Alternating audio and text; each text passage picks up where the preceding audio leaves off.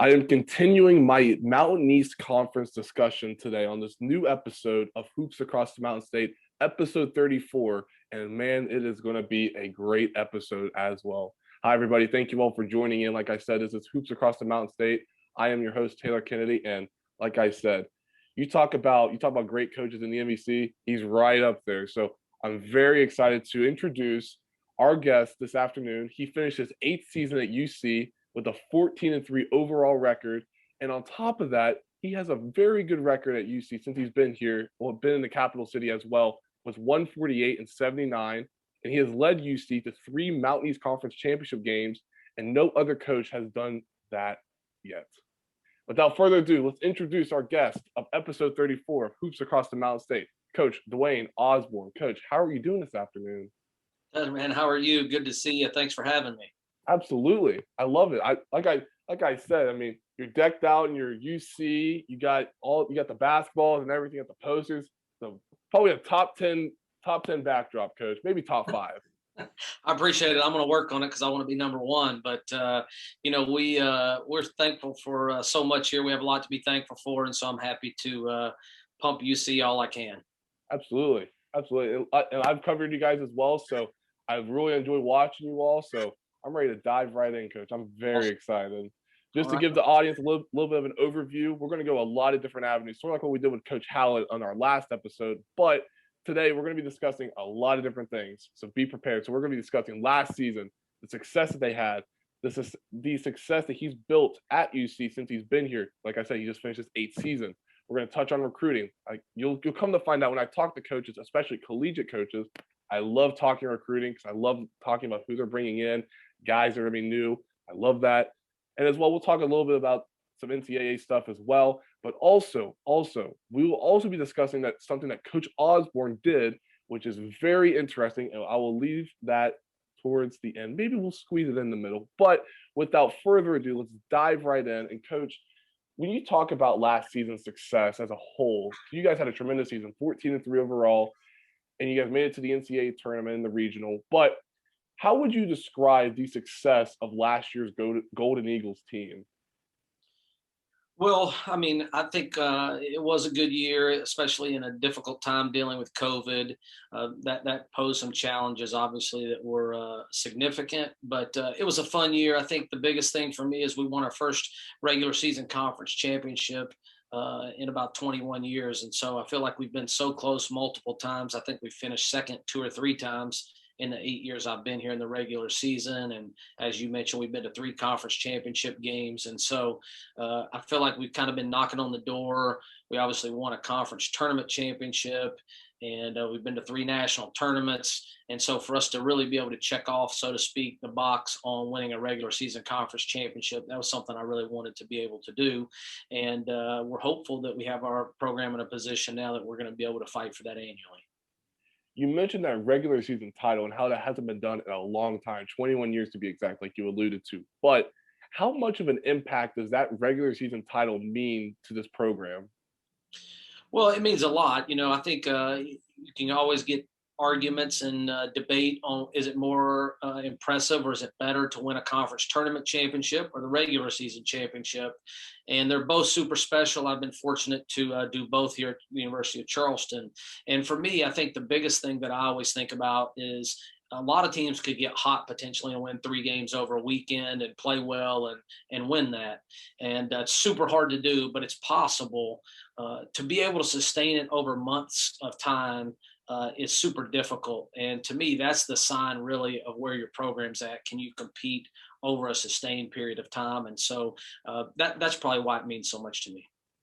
You talked about, just trying to bring the team together and just see how they develop throughout the year. How did you sort of see your team come together as a whole, and you guys found that success like how we've been discussing early on? How did you see that come into fruition this season?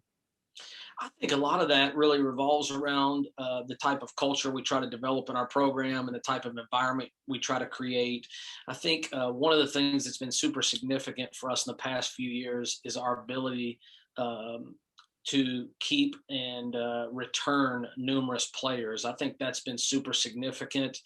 We've had people that play significant minutes, be in significant moments in big games, and then they come back the next year, and so they have some experience. And so I think that's a lot of reflected, I guess, in how we recruit and what we've tried to do. And so I think that's a big part of it. But we have leadership from players who are returning and have kind of been there and done that in our program. You talked about the culture, and I asked this question to Coach Howlett in our previous episode, but I just love hearing how collegiate coaches sort of develop their culture. How would you sort of describe the culture at UC? Yeah, great question. We really spend a ton of time on that. I actually think, I tell people a lot, even in the recruiting process, I may be the worst coach you've ever played for, but you're not going to ever have played for someone that's going to care about you more as a person, that is going to fight for you more in your development, not just as a basketball player, but in terms of being, I want to prepare them to be great husbands and great dads and great citizens and great employees and hopefully employers. And so really for me, it's a fight to do those things well for them. And that's what I would want somebody to do for my son. And so that's what I'm going to try to do for our team. And the culture here is, we have a mission statement, 5 core values, and summary taglines, so to speak, that support those. And our players are required to know them. Our staff knows them. No person's allowed to enter the program as a walk-on, as a scholarship player, as a coach, until they've kind of sat through that presentation. And I've said it so many times I could say it in my sleep, same order, same analogies, but I'm super committed to that. And I think that gets everybody entering the program on the same level and with the same expectations and understanding of what we're trying to do. When you talk about this culture and how you've been trying to embed into your players' minds, the coaching staff's minds and stuff like that, can you recall a moment where you knew that, developing a culture bigger than what's expected is very vital in building a team?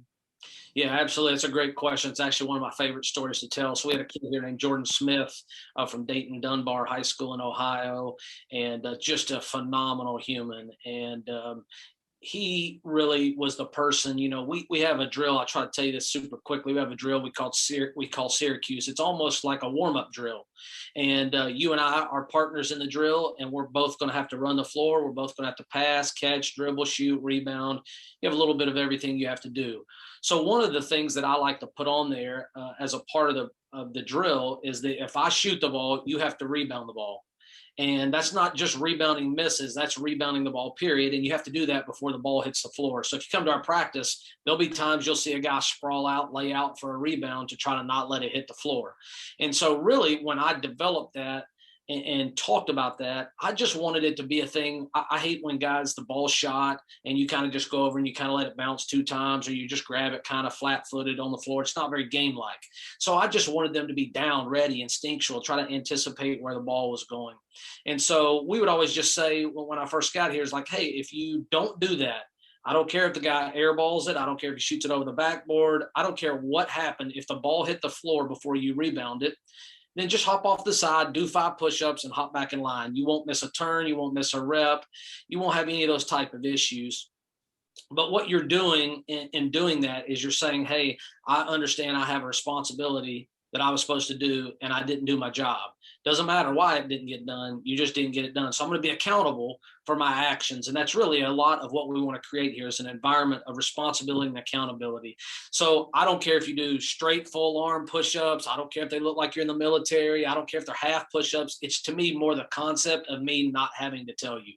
And so if I ever would have to say now for somebody to do that, I'm going to absolutely blow a gasket on everybody, because to me, it's my culture. If that's what happens, it's our culture. If other players say, hey, you know what, this is how we do this here, so you got to get your 5 push-ups in.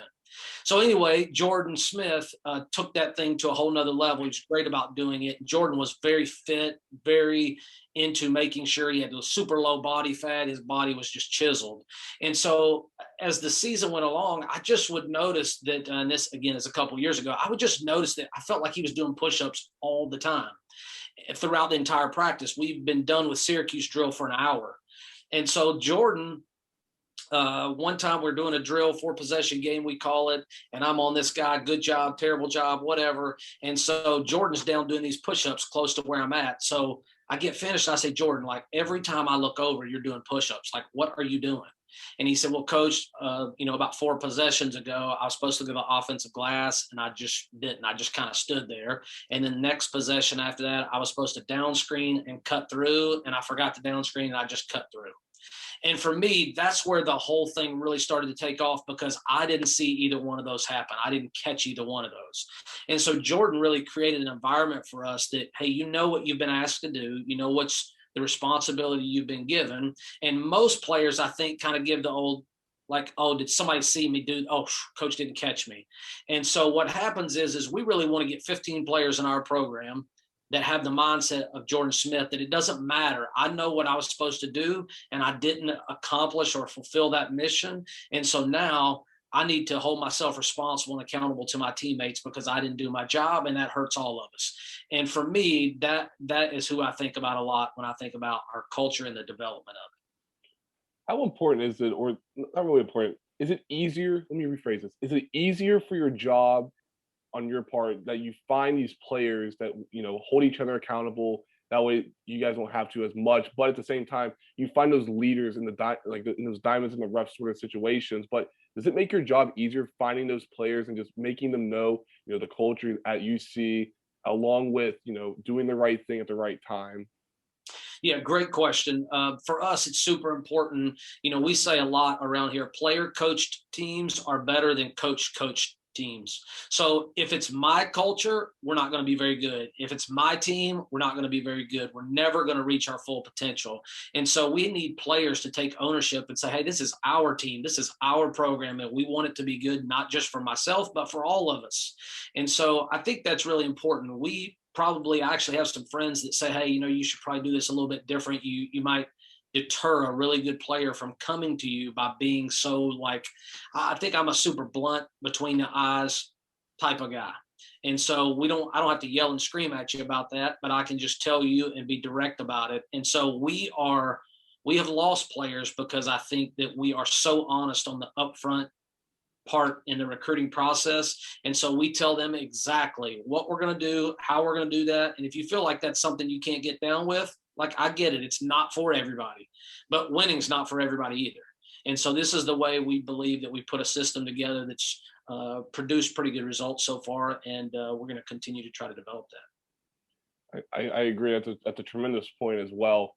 Let's go back to last season in particular. So you guys start the season 0-2, but then you guys hit your guys' stride hard. Like, you guys just went boom, and you guys laid the hammer on some people.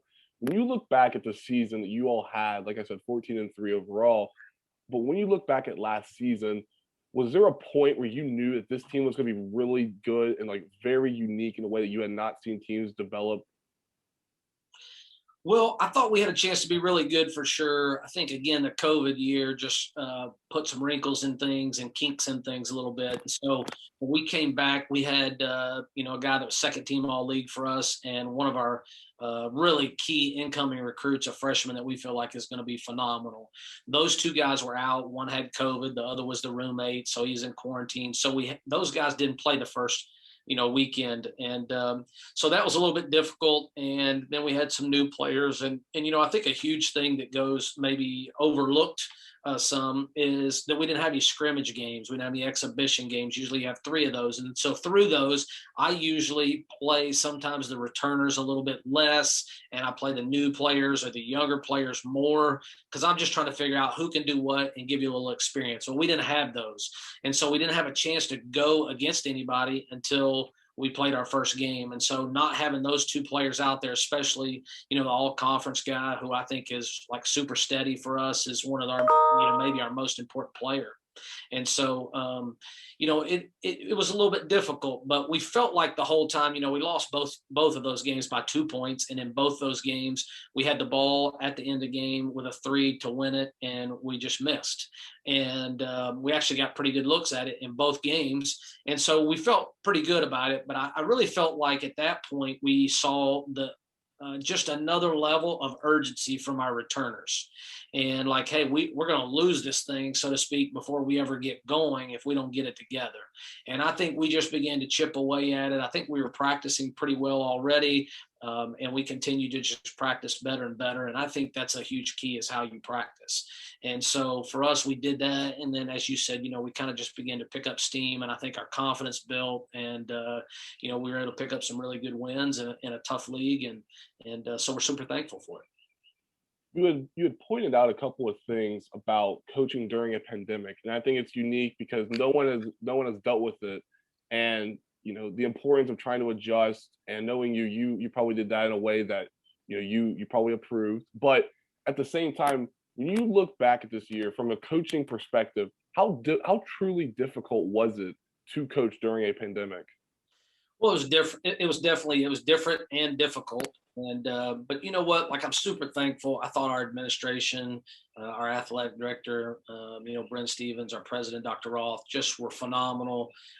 Didn't always do things maybe the way I wanted them to happen, or at the speed I wanted them to happen, but I think they did a phenomenal job at all times of keeping the best interest of our student athletes, and I mean that by the men's basketball team, but also just all the student athletes. All of our teams wanted to be able to have a chance to play this spring.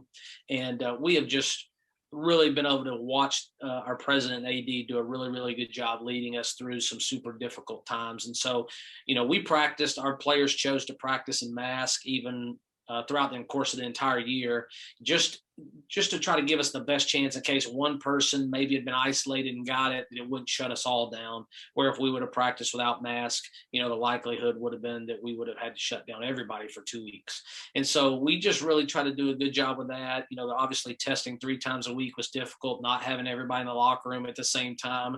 It was really difficult, but I'm super thankful, again, just what I learned about leadership from watching our administration do that. And it was tough, but I think again, you find out what you're made of in adversity, and I thought our kids showed a lot. You mentioned that you learned a lot from the administrators at UC. What were some things that you learned from them that you'll sort of keep with you, throughout your coaching tenure? Yeah, I think it's interesting because sometimes I think when I think about learning, that kind of happens in 2 ways. Sometimes you learn and you're learning something new that you didn't know. Sometimes it's almost like a relearning, where you're maybe being reminded of something that you knew but you haven't thought about in a while, or it's kind of been off to the side at the back of your mind, whatever. And I think it was more the latter in watching them. Is just, they did a really good job that in tough times, when people aren't going to be happy about any decision, any choice you make, no matter what you do, they tried to do a really good job of putting the student athletes first, protecting the University of Charleston and just even the general student body. And they gave us the best chance to play. It meant sometimes, like, we all year long had a policy that our players were not allowed to be in the gym without either someone from our staff or another staff in there. You had to have somebody that was employed by the university to do that. So normally our kids could just come over and get some shots between classes or whatever, and that didn't happen this year. And so that was really hard. I think that was hard for our players. That was hard for us. We wanted them to be able to get more shots. We have to work within the time constraints that the NCAA puts on us. And so, but they, regardless of whether someone was going to like the decision or not, they did what their convictions told them they needed to do to try to keep everyone safe. And I have a lot of admiration for that. I want to talk about a couple of games in particular. Looking at your guys' schedule, like I said, you guys started 0-2, but again, hit your stride at the right time.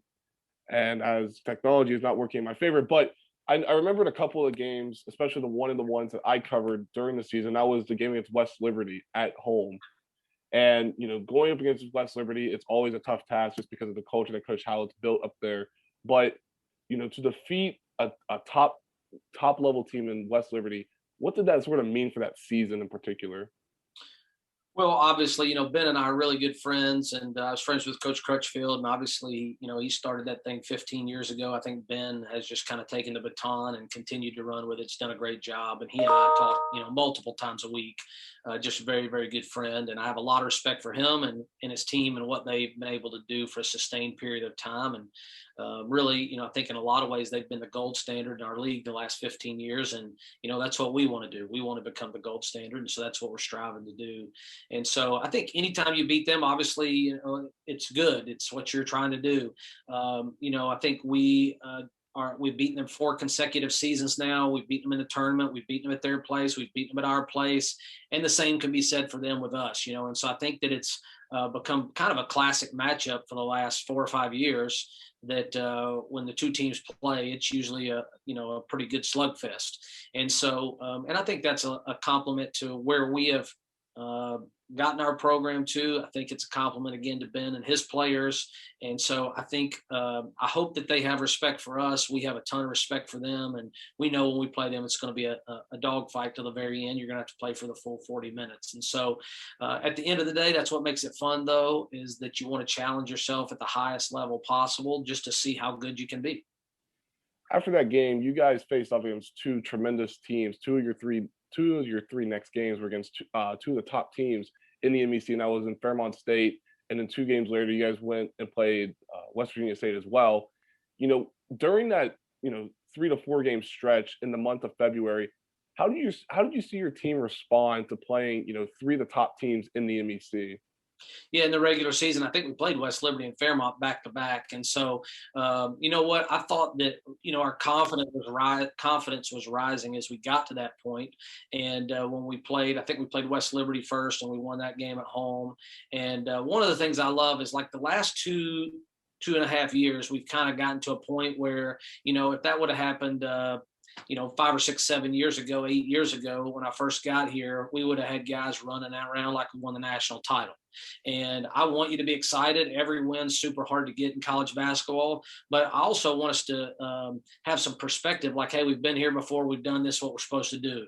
And so we have an expectation level that we expect to win when we go out there, regardless of who we're playing against. And so, for us to be able to do that and then turn around and go on the road to Fairmont, and we're super fortunate. And TK is a great friend of mine, the head coach at Fairmont, and as well. And for us to be able to go on the road, and I think we were up 20 at the half and won by about 15, played pretty well. I think, again, those 2 games, to do that back-to-back in short order against 2 nationally ranked teams really gave us confidence in our own national ranking. And I thought that we just continued to get better from there as we won out the rest of the way. I looked at your guys' schedule, and you mentioned about how you guys missed 2 players in the first 2 games of the regular season due to COVID-19.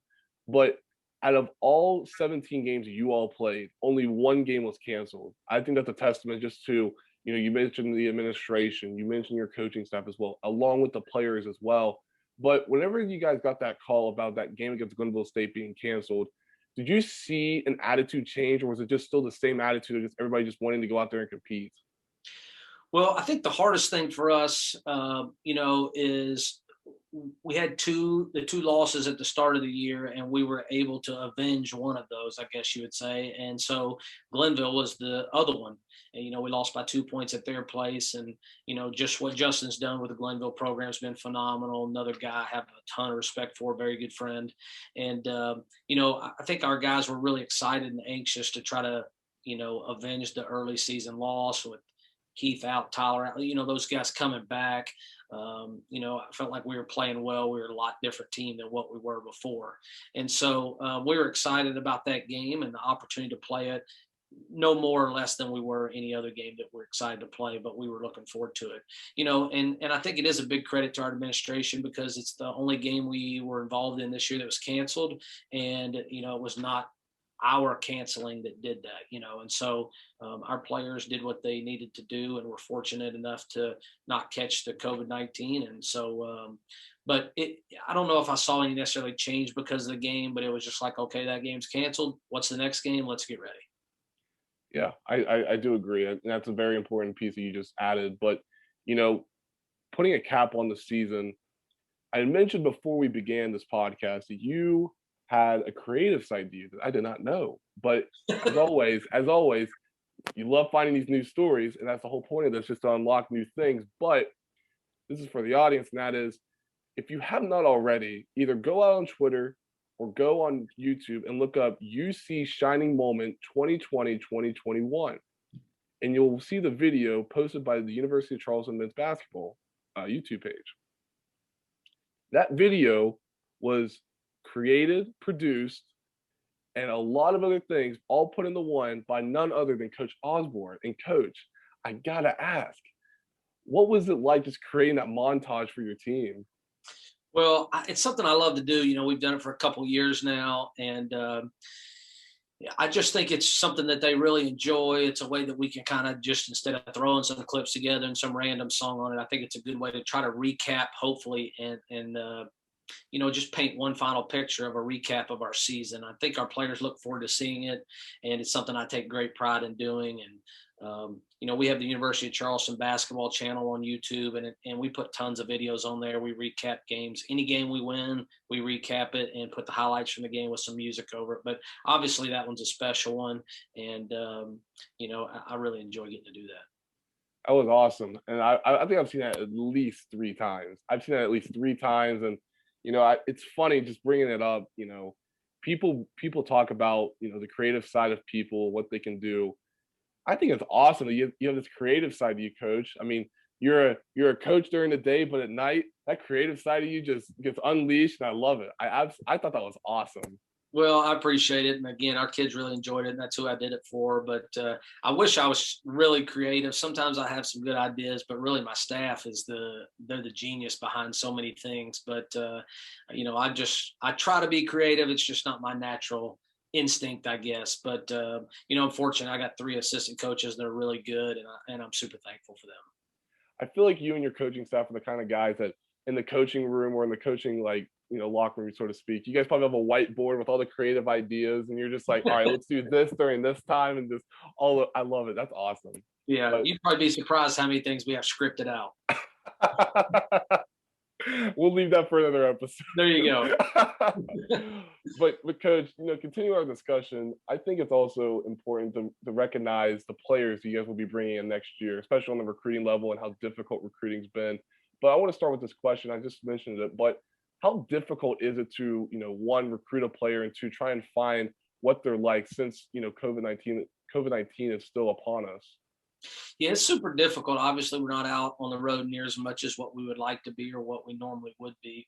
So you're having to really rely on video, which is never the preferred way to approach things. But we try to do the best we can with that and looking at it as best we can through the video. But we really rely so much on just our network of friends and contacts and people that we trust. And so it's difficult. But again, I think it's a chance for us to model what we want our players to do. When things are hard, you just figure out a way to get it done, and that's a part of our core value system and what we're trying to do.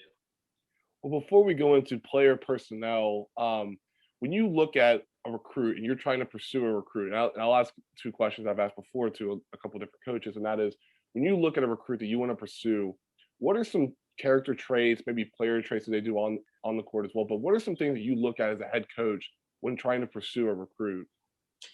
Yeah, we might need about 10 podcasts to get through that one. There's a lot there, but I think one of the things, there's a couple things that come to mind. The first thing that I really care about is trying to find players who have a high level of what we call want to. And I feel like in life, most people that want to do something and they have a genuine, deep desire to do that, they do. If you want to lose weight, you will. If you want to learn about some particular topic, you will. If you want to make better grades, you'll make the sacrifices necessary to find a tutor, study more, get more quiet time yourself, find somebody who knows more about it, see the teacher extra, whatever it might be. And so to me, having a high level of want to is at the top of the list. And I think there are other things. Obviously, for us, we spend a bunch of time talking to them about the desired culture we have, what it looks like now, how we want it to be better, and trying to find out if that's something that they can fit into and help us continue to build and grow. That's huge. And then I think basketball IQ has over the years gone higher and higher and higher for me, as having just a feel for how to play. And then toughness is super important, is trying to find guys that have the toughness. And that probably goes back even into the want to. There's probably some loop into that. And so obviously we want to have skilled guys. I think this year especially was probably my best shooting team. I felt like we had the best post player in the league. I think we have the best post player arguably in the region and one of the best in the country.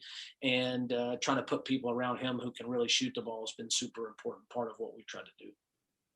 I want to do an exercise with you, and that is, I've done this with a couple of other coaches, but I also used to do it with young players when I first started this podcast. What I would ask the player is, if I were a coach, sort of make your statement as to why I would want to try and pursue you.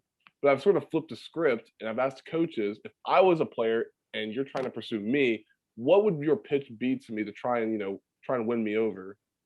Yeah, it's a great question. I'm not going to unload the whole arsenal on you or give out every little tactic we use, so to speak. But a lot of it centers around most people.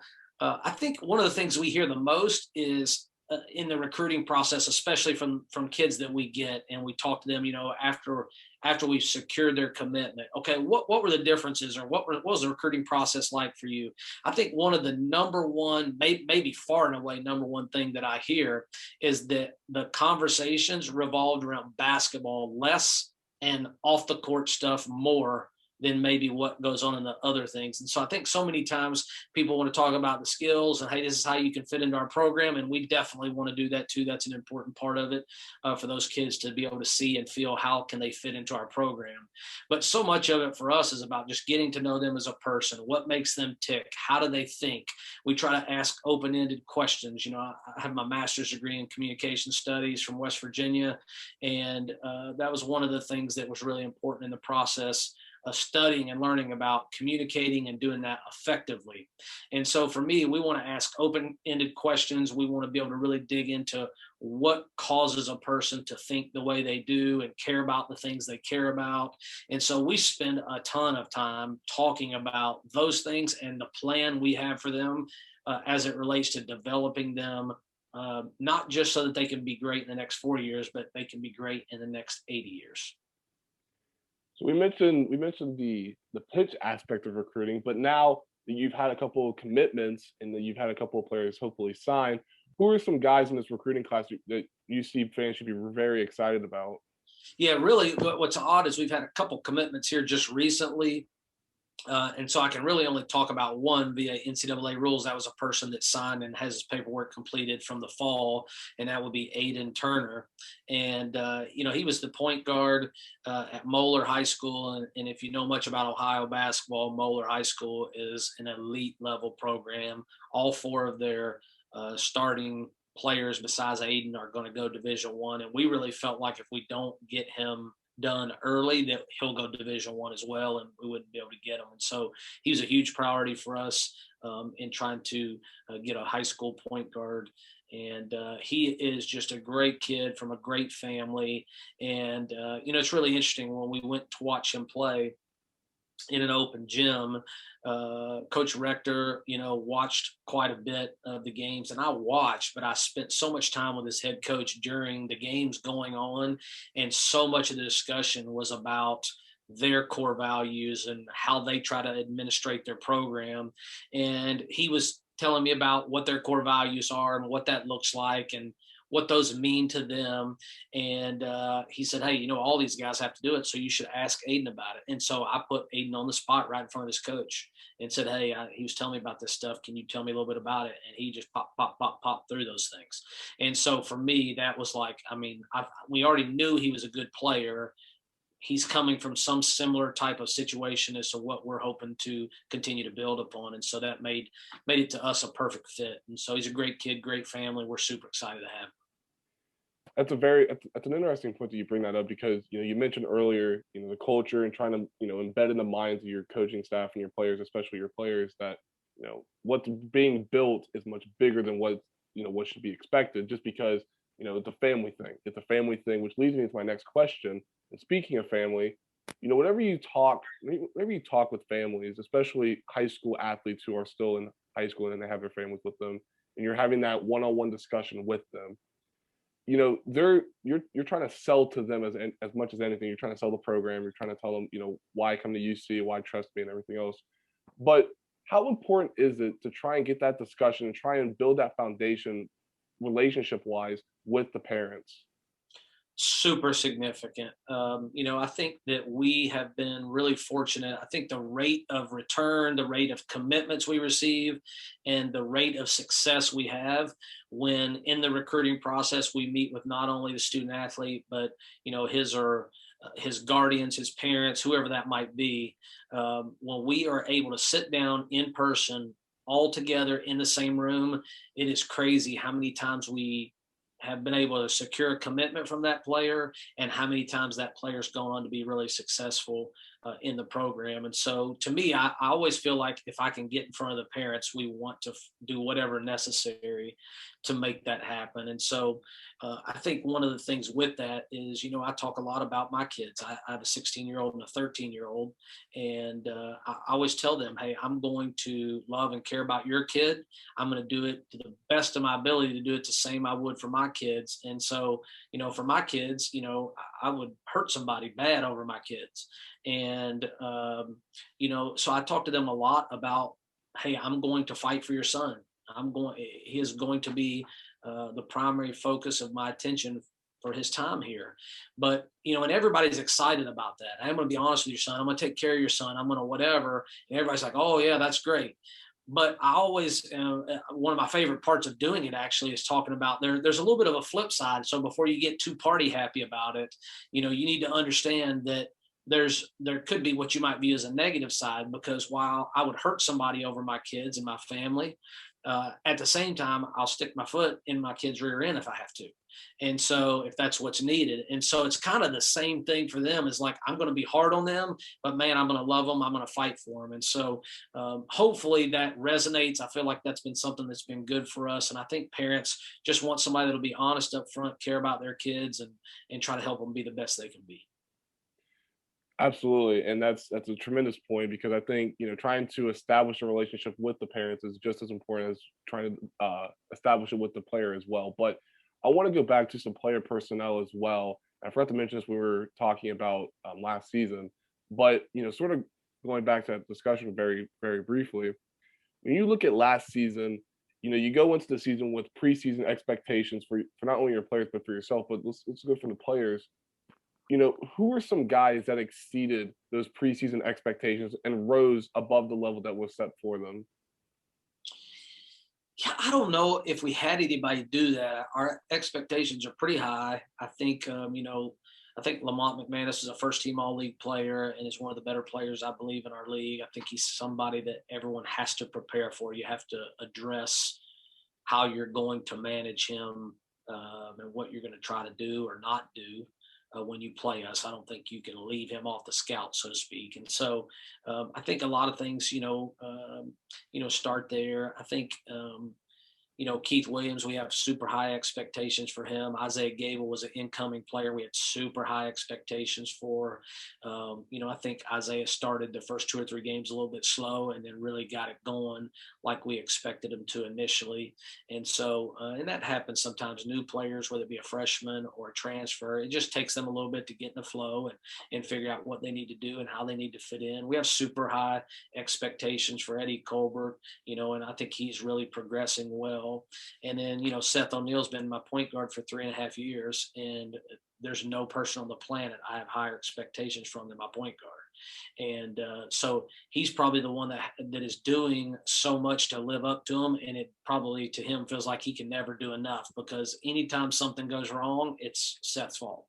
And so, I'm pretty hard on the point guards, but I think it helps those guys to develop the necessary leadership skills that they need to have to not only help our team be successful, but to help them be successful as they get ready to do things the rest of their life. So I don't know that we had anybody really exceed what we expected. We just have high expectations for a lot of them, and we want to see them live up to those.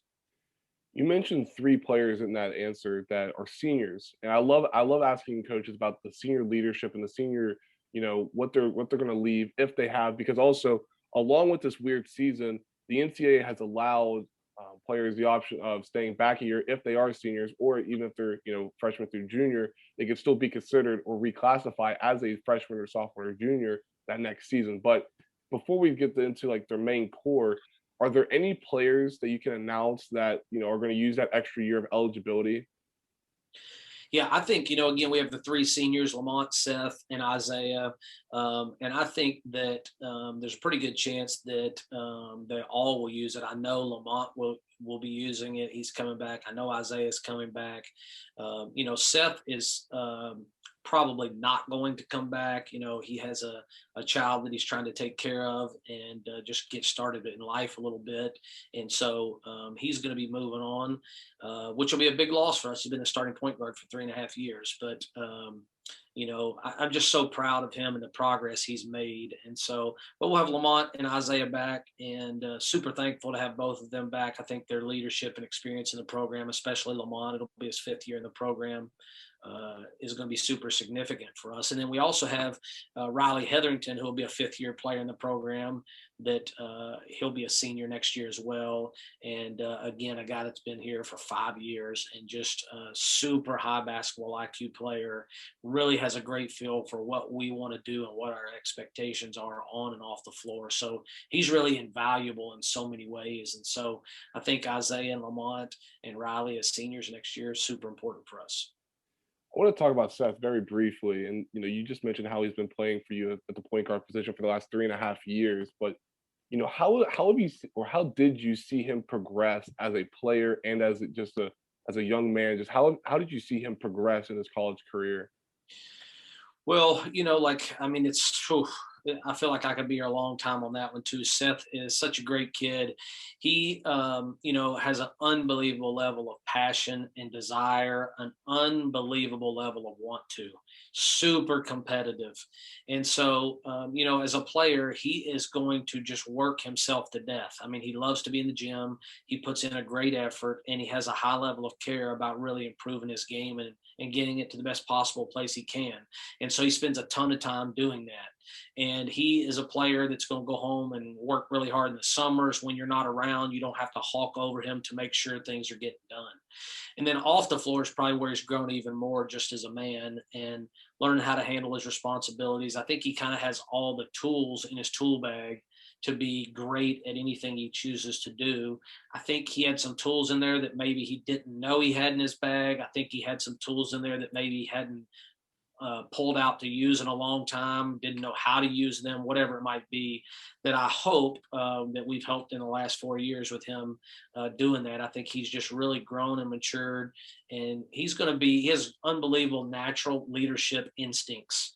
And so I believe that he has a chance to be really successful in life because of his commitment to being great at what he's doing and his willingness to talk and communicate and really try to get everybody on the same page to do what they're supposed to do. That's a great point because like you said, you try and just do a lot of different things to just try and help them get ready for their life. And it's awesome to hear stories like that just because, I watched Seth this year and wow, I mean you could tell that he the love for the game of basketball was just very, very much on display. But a couple more. When you look at this upcoming season, and I know it's a long ways away. I know it's probably not even in the site right now. You're probably just working on summer workouts. But when you look at next season, and especially the success that you all had this year, what do you think would need to improve on next season, be even better than what you guys were this season?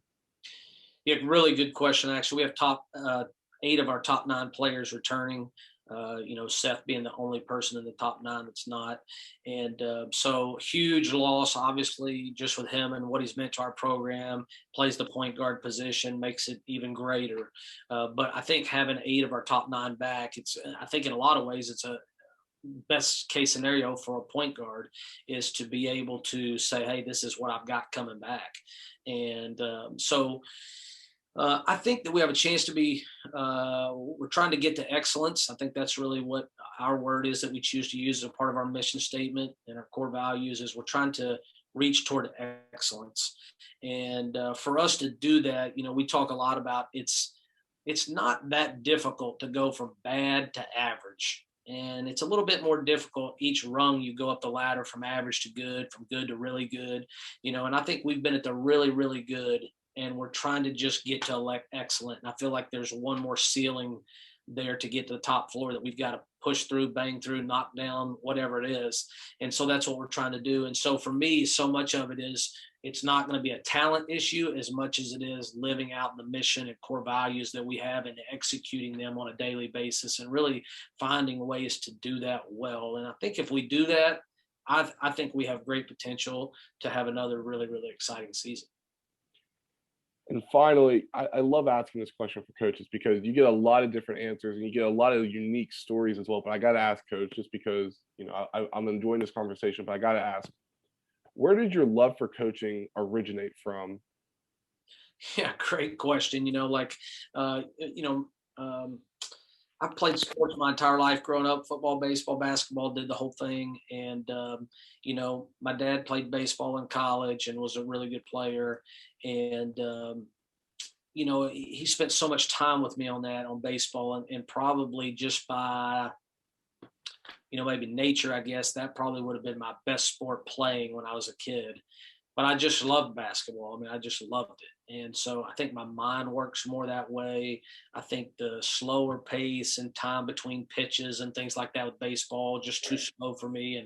And so I just have loved basketball since I was in middle school. I think about the time I was maybe 10th or 11th grade, I was pretty confident I wanted to be a coach, and that was something I wanted to try to pursue. And so I think my parents always say from the time I was introduced to the basketball, like life was just different for me. And so again, I don't want to say knew I was going to do that in the fifth or sixth grade, but I think 10th, 11th grade, I always had great relationships with my coaches, and really respected what they did and the time they put in and how they helped us to grow and be better as players and people. And, for me, that's what's really important, is that I get a chance to influence and impact other people. And really, I think for me, in a lot of ways, that's a big determiner for me of whether or not I'm going to be successful, whether I am being successful. I think I really struggled. A part of the COVID thing was hard for me, not being at the office every day because we were, off campus for a while. I'm not around my staff. I'm not around my players. And that was a struggle for me. And so I enjoy so much the times that, we have players that are in our offices a lot. Sometimes we have to run them out of here. Like, man, I got to get some work done. But I love that they want to be around, that they feel comfortable to do that. And I want them to always come up. It gives me a chance, again, just to speak into their life, hopefully, and help them through different things they're going through, or think about things in a different way. And to me, that's super important. I don't know how to respond after that, coach. I mean, that was like, I mean, that's literally it. I think a lot of coaches do a good job at that, and it's awesome to see, coaches sort of understand that building that relationship with the player is just as important as anything else. But like I said, I can't find any words. I can't find words, but coach, I really do appreciate your time. I've always enjoyed watching you guys play, and it's awesome just to see what you've built in 8 years at UC, and you will continue to build. So I applaud that. Well, I appreciate it, man. I thank you for spending some time with me today. And I always love talking about our program and our team and what we're trying to do. I'm super proud of what we've done to this point, and I'm really looking forward to the future, to what we're going to continue to build. Absolutely. And I will look forward to covering you all next year, because I'm very excited about that. I'm very excited. But as always, I'm always appreciative of my guests. So especially at the coaching level, because I know coaches are very busy, and I have the utmost respect for them, because I've had a lot of great coaches as well. So I understand. So thanks again for your time, Coach. All right, man. I appreciate it. Yes, sir. That will conclude our episode 34 with Coach Dwaine Osborne of the University of Charleston. A special announcement as well. So not episode 35, but episode 36 and 37, I'm going to take some time and I'm going to bring back the skipper. Yes, the skipper will be rejoining me. CJ Harvey will rejoin me for episode 36 and 37. But a little twist on this. What we're doing is, on episode 36, we are previewing the girls' state basketball tournament. And for 37, yes, you could guess, we're doing the same thing for the boys as well. But there is a twist. Like I said, there's a twist. We do this on a recorded platform, which is what Coach Osborne and I are doing right now. But with episode 36 and 37, we're bringing in Facebook Live. So modern technology is allowing us to do this. So we're going to run with it and we're going to test it out. Hopefully it doesn't backfire on us, but I'm very optimistic about it, and I'm looking forward to it. So I'll keep you all posted about that in our next episode with another great MEC coach as well. But like I always say, stay safe, get your vaccine. I know we're getting there towards the end. We're not quite there, but we're getting there. I know, like I said, I've already said this enough. I've gotten my vaccine. Coach, I got to ask, have you gotten your vaccine? We did. I was fortunate to be able to get it in, I guess, maybe mid-January, and I got my second dose there, in mid-January, about 20 or February, excuse me, about 28 days later. So I actually had them before the season ended. So super thankful that I had the opportunity to do that. Absolutely. Absolutely. That's awesome to hear that people are getting their vaccines. I hope you all as well. If you haven't, just continue to wash your hands, social distance, wear the mask, whatever it may be. Just do it that way. These collegiate players, along with these high school players, as well, can just continue their passion for the love that the game that they play, and the coaches as well can continue to do their hard work as well. That will conclude episode 34 of Hoops Across the Mountain State. Again, my name is Taylor Kennedy, and I thank you all for joining me. Stay safe.